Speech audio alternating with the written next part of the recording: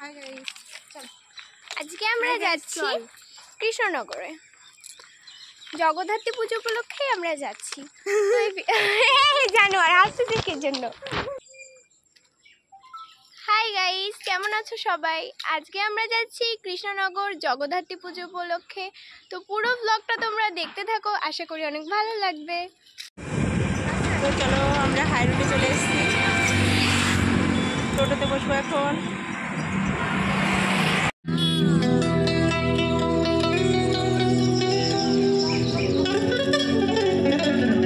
একটু আগে যে ঠাকুরটা দেখলেন সেটা আমাদের বেথুয়াডারি স্টেশনেরই ঠাকুর। এবার আমরা ট্রেনে করে চলে এসেছি কৃষ্ণনগরে।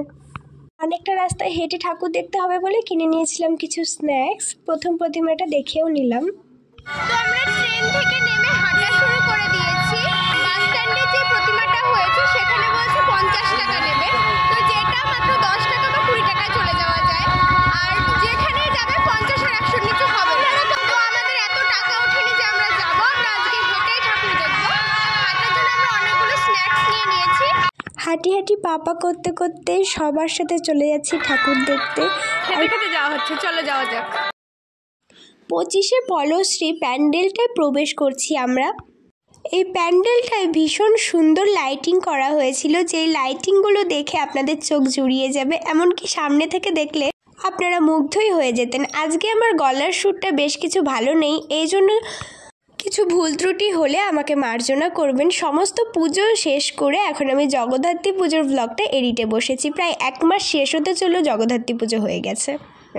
প্যান্ডেলটায় 3টে থিম হয়েছিল, আপনারা দেখেছেন। প্রথমে লাইট এবং তারপর ছিল কুলো দিয়ে সাজানো এবং তারপর বাঁশের তৈরি সুন্দর সুন্দর থিম। এবং এই দেখুন এখানেও কিন্তু কুলো দিয়ে সুন্দর ডিজাইন করে নেওয়া হয়েছে। আর এই যে আমাদের প্রতিমা, জয় মা জগদ্ধাত্রীর জয়। এরপর আমরা দ্বিতীয় প্যান্ডেলটা হোপিং করে নেব। এই প্যান্ডেলটার সামনে ক্লাবের নাম বা এই থিমটার নাম লেখা ছিল না, তাই আমি বলতে পারছি না, কিন্তু প্যান্ডেলটা এতটাই সুন্দর হয়েছিল, আমার ভীষণই পছন্দ হয়েছে। কৃষ্ণনগরের সবথেকে সুন্দর প্যান্ডেল হয়তো এটাই আমি দেখেছি। প্রথমেই আপনারা মাকে দর্শন করে নিন, এরপর আমি দেখাবো প্যান্ডেলটার সমস্ত দিকটা। ওপর দিকে এখানে একটা বুদ্ধ দেবের মূর্তি করা হয়েছিল, যা প্রদীপ দিয়ে তৈরি এবং এত সুন্দর লাইট করা হয়েছিল, ভীষণই সুন্দর। এবং যে মূর্তিগুলো দেখছেন এগুলো কিন্তু চামচ, প্রদীপ এবং কাজল লতা এই সব কিছু দিয়ে বানানো হয়েছে। ব্যাপারটা কিন্তু খুবই খাটনির এবং এত সুন্দর হয়েছিল যে আপনাদের আমি আরেকটু ঘুরিয়ে ভালো করে দেখানোর চেষ্টা করছি। প্রচুর লোকজন হয়েছিল, কিন্তু আমরা বিকেলের দিকে গেছি তাই অতটা ভিড় দিয়ে লাইন দিতে হয়নি। এরপরই আমরা প্যান্ডেল থেকে বেরিয়ে আরেকটা প্যান্ডেল হোপিং করার জন্য চলে যাব। এই প্যান্ডেলটা ছোটোখাটোর মধ্যেই হয়েছিল, কিন্তু ভেতর দিকে কিন্তু অনেক সুন্দর লাইটিং করেছিল, সেটা আপনারা গেলেই দেখতে পাবেন। প্রতিমার কাছে যাওয়ার জন্য এত সুন্দর প্যান্ডেল বানানো হয়েছে। প্রত্যেকটা প্যান্ডেলে প্রতিমা ছোট হোক বা বড়, কিন্তু প্যান্ডেলটা এবং যাওয়ার রাস্তাটা কিন্তু খুবই সুন্দর করে সাজানো হয়েছে। পুরো কৃষ্ণনগর যেন আলোয় আলোকিত হয়েছে। আর এই বাচ্চাগুলোর প্রতিভা দেখলে আমি অবাক হয়ে যাই। এরপর সামান্য বিরতিতে আমরা আইসক্রিম কিনে নিয়েছি এবং আরেকটা প্যান্ডেল হোপিং করছি, যেটার নাম আমরা সবাই বারোয়ারি। সরি, প্যান্ডেলটার নাম বারোয়ারি না, ক্লাবটার নাম বারোয়ারি। এবং আপনাদের আগেই বলেছি কৃষ্ণনগর কিন্তু আলোয় আলোকিত হয়ে গেছে, সারা রাস্তা জুড়ে লাইট।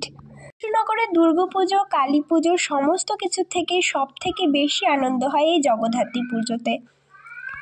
মাত্র একটা দিনের জন্য প্রতিমা আসে, তাও এত খাটনি করে, এত সুন্দর করে, এত আলোয় আলোকিত করে কৃষ্ণনগরকে সাজানো হয়। আর এইখানে যে পোর্ট্রেটগুলো দেখছেন সেগুলো কিন্তু হাতে আঁকা। মানুষের এক একটা প্রতিমা দিয়ে দেবীর চারপাশে হাতে আঁকা ছবি দিয়ে সাজানো হয়েছে এবং ছবিগুলো কিন্তু ভীষণই সুন্দর ছিল। এরপর আমি আমার চেহারাটাকে আপনাদের সামনে তুলে ধরছি, শরীরটা অসুস্থ থাকলেও আমি ঘুরে বেড়াচ্ছি। এরপরেই আমরা আরেকটা প্যান্ডেল হোপিং করতে চলে যাচ্ছি। আমি আপনাদের আগেই বলেছি প্রতিমার কাছে ঢুকতে হলে কিন্তু খুব সুন্দর সুন্দর প্যান্ডেল এবং এত সুন্দর একটা রাস্তা বানিয়ে দেবে, পুরো জাঁকজমক আলোয় আলোকিত, সেই সব পার করে আপনাদের প্রতিমার কাছে যেতে হবে। আর এই প্রতিমাটা কিন্তু সব প্রতিমার থেকে আলাদা ছিল, এই প্রতিমাটাকে আমার ভীষণ পছন্দ হয়েছে। এরপরে রাস্তার পাশ থেকে আমরা কিছু কানের দেখে নিচ্ছিলাম। আর আমার হাতে এগুলো কি আপনারা কমেন্ট করে জানান। আমরা প্যান্ডেলের ভেতরে এসে জানতে পারি এটা কিন্তু কোনো প্রতিমা নয়, এখানে মানুষ সাজিয়ে বসানো হয়েছে জগদ্ধাত্রী রূপে। এবং আপনারা ভাবলে অবাক হবেন কিভাবে চোখের পলক না ফেলে মানুষটি সেজে বসে আছে। আর এর মধ্যে আমি হারিয়ে ফেলেছি আমার একটা কানের, তাই দেখে আমার মা হাসলো, মনে মনে কিন্তু খুবই রাগ করেছে, এটা আপনাদের না বললেই নয়। এরপর আমাদেরকে কৃষ্ণনগর পৌরসভা থেকে একটি ম্যাপ দিয়ে দেওয়া হয় যাতে করে আমরা সমস্ত প্যান্ডেল ঘুরে দেখতে পারি, কিন্তু আমরা সমস্ত প্যান্ডেল ঘুরে দেখতে পারিনি, বেশ কয়েকটাই হাতে গোনা প্যান্ডেল ঘুরে দেখেছি, সেই কটাই আপনাদের সাথে শেয়ার করছি। রাস্তার পাশে যেতে যেতে অনেক ঠাকুর দেখে নিয়েছি আমরা, এবং আমরা এবার যাচ্ছি বুড়িমা দর্শনে। আর আপনারা অবশ্যই জানেন কৃষ্ণনগর কিন্তু মাটির জিনিসের জন্য বিখ্যাত। এই জিনিসগুলো আপনারা দেখতে পাচ্ছেন, এগুলো সবই কিন্তু মাটির। আর এই মালা কানেরগুলো দেখছেন, এগুলো কিন্তু বাঁশের তৈরি। আর আমার কানেরটা হারিয়ে গেছে, তাই খালি কানে না ঘুরে আমি কিনে নিয়েছি একতারা সিস্টেমের এই বাঁশের তৈরি কানের, যেটা আমার খুবই পছন্দ হয়েছে। আর এই পোর্ট্রেটগুলো দেখতে পাচ্ছেন, এগুলোও কিন্তু মাটির তৈরি, এবং এই লোকটি যেটা হাতে ধরে রয়েছে ওটা কিন্তু ওয়াল হ্যাঙ্গিং, সেটাও মাটিরই তৈরি। এরপর আমরা অনেক কষ্টে বুড়িমার কাছাকাছি চলে এসেছি, আর এত পরিমাণে ভিড় যে আমাদেরকে প্রায় কিন্তু যুদ্ধ করেই বুড়িমা দেখতে হয়েছে। এখন সাধারণভাবেই মানুষ এগুলো বুড়িমার সামনাসামনি এসে কিন্তু বুড়িমার অতটা ভালো ক্যাপচার আমি নিতে পারিনি, কারণ প্রচুরই ধাক্কাধাক্কি হচ্ছিল। তার মধ্যে আমি রোগা মানুষ, কোথায় কখন চেপটে যাব। কৃষ্ণনগর আসলে কিন্তু বুড়িমা না দেখে কেউই বাড়ি যায় না। কৃষ্ণনগর বিখ্যাত ঠাকুর বুড়িমা। অনেকটা রাস্তা অতিক্রম করে এবং পায়ে হেঁটে আমরা বুড়িমা দর্শনে এসেছিলাম। এরপর যখন আমরা বুড়িমা সামনাসামনি চলে এসেছি, আর আপনারা ভিডিও দেখে ভাবছেন এখানে হয়তো খুবই সাধারণ আর নিস্তব্ধ ছিল, কিন্তু একটু আওয়াজটা আপনাদের শুনিয়ে নিই।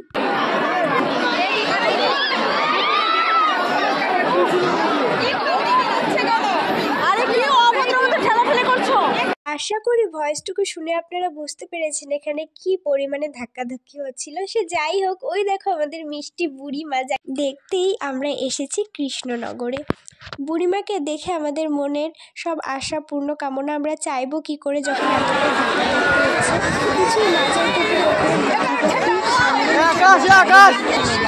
আর আমার দিদি বুড়িমার একটা ছবি এঁকে নিয়ে গিয়েছিল মায়ের কাছে দেবে বলতে, তাই আমার দিদি তার নিজের নামটা সই করে ছবিটা দিয়ে দিচ্ছে ভলেন্টিয়ার্সদের হাতে, সেটা তারা বুড়িমার কাছে দিয়ে আসবে। আর এখানে জানিয়ে রাখি, আমার দিদি কিন্তু ভীষণ সুন্দর ছবি আঁকে এবং বাচ্চাদের আঁকাও শেখায়। এরপরই আমরা আরেকটা প্যান্ডেল হোপিং করতে যাব, তাই একটু চায়ের বিরতি নিচ্ছিলাম, তার সাথে মায়ের ভোগ প্রসাদও খেয়ে নিলাম। এরপর আমরা আরেকটা প্যান্ডেল হোপিং করতে চলে আসি। কৃষ্ণ মাতা ক্লাবের তরফ থেকে বানানো হয়েছে পুরো একটি রাজবাড়ির থিম। আপনারা যদি এই প্যান্ডেলটা সামনে থেকে দেখতেন তাহলে বুঝতে পারতেন পুরো একদম আসল রাজবাড়ির মতোই বানানো হয়েছে। আমার কিন্তু দেখে খুব ইচ্ছে করছিল যে এরকম একটা রাজবাড়ি আমিও বানাবো। রাজবাড়িটাকে দেখে মনেই হচ্ছিল না এটা একটা প্যান্ডেল, মনে হচ্ছিল সত্যি যেন একটি বাড়ি বানিয়ে ফেলেছে। আর আমার মা তো এটা দেখে যেন মুগ্ধই হয়ে গেছে, একেবারে প্যান্ডেলের দিকেই তাকিয়ে আছে। এরপর আমরা প্যান্ডেলের ভেতরে প্রবেশ করে নেব এবং মায়ের দর্শন করে নেব। এই দেখো বুড়িমাকে, বুড়িমা খুবই সুন্দর। আমরা দাঁড়িয়ে আছি লাইনে, আর লাইনটা প্রচুর বড়। এই লাইনটা ভীষণই বড় ছিল। এত রাস্তা হেঁটে আসার পরে এই লাইনে দাঁড়িয়ে ঠাকুর দেখার কিন্তু আলাদাই মজা এবং আলাদাই সাজা। আমরা দেখতে এসেছিলাম মহাকালেশ্বরের একটা থিম বানিয়েছিল। এখানে হচ্ছিল মধ্যপ্রদেশের উজ্জয়িনীর মহাকালেশ্বর মন্দিরের থিম।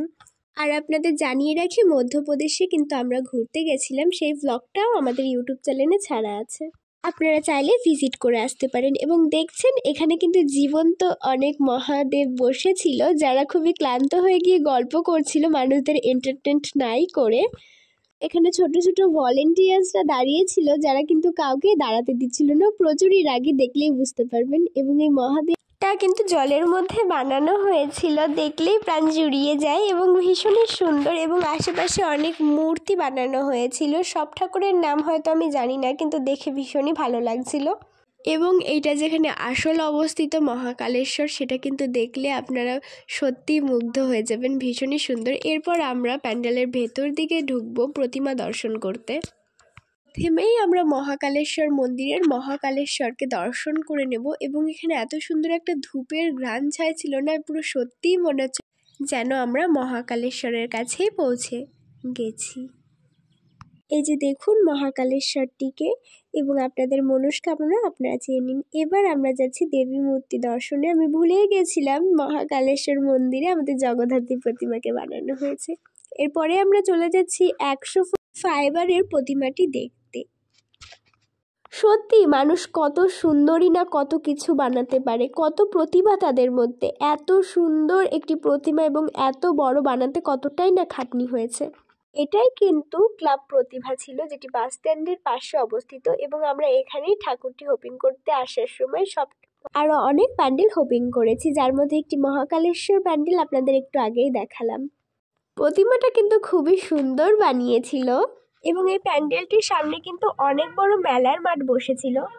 আর এই গাছটিকে কিন্তু রং বেরঙের ফল ধরেছিল। এরপরে আমরা খেয়ে নিই ফুচকা এবং তারপরে আমাদের মনে পড়ে যে আমাদের লাস্ট ট্রেন মিস হতে চলেছে, তাই আমরা তাড়াতাড়ি করে টোটোতে উঠে পড়ি এবং ট্রেনটা আরেকটু হলেই মিস হয়ে যেত, তাই দৌড়ে দৌড়ে আমরা ট্রেন ধরি এবং ট্রেনে আমি ঘুমিয়েও পড়ি। কখন যে মা এই ক্লিপটা তুলে রেখেছে আমি জানি না, কিন্তু দেখো আমি কিভাবে ঘুমাচ্ছি। টাটা, ভালো লাগলে ভিডিওটা লাইক এবং শেয়ার আর কমেন্ট করে দিও।